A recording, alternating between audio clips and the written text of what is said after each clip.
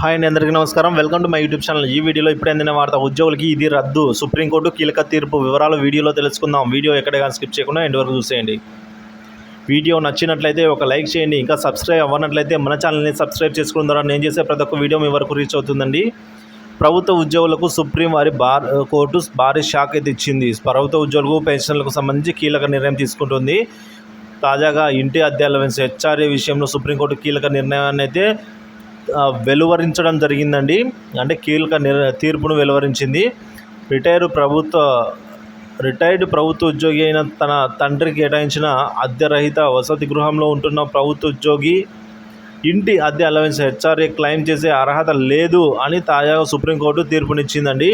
So ఎవరైనా సరే వారి తండ్రి కేటాయించిన, అంటే వారి తండ్రి గవర్నమెంట్ ఆఫీస్లో పనిచేస్తూ గవర్నమెంట్ ఎంప్లాయీగా ఉండి పనిచేస్తూ, సో అదే ఇంట్లో నివసిస్తున్న కొడుకు కూడా గవర్నమెంట్ ఎంప్లాయీ అయితే అతని హెచ్ఆర్ఏ క్లెయిమ్ చేసే అర్హత లేదు అని తాజాగా సుప్రీంకోర్టు తీర్పును అయితే ఇవ్వడం జరిగింది. ఇది షాకింగ్ న్యూస్ అని చెప్పుకోవచ్చు.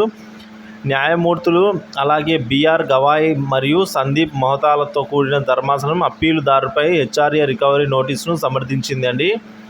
సో హెచ్ఆర్ఏ బకాయిను తప్పనిసరిగా వాపసు చేయాలని సుప్రీంకోర్టు కీలక తీర్పును అయితే ఇవ్వడం జరిగింది.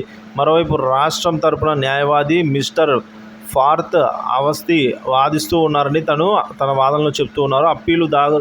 అప్పీలుదారు తన తండ్రి కేటాయించిన ఇంటి నివాసాన్ని అనుభవిస్తున్నందున ప్రస్తుత కేటాయింపుకు 6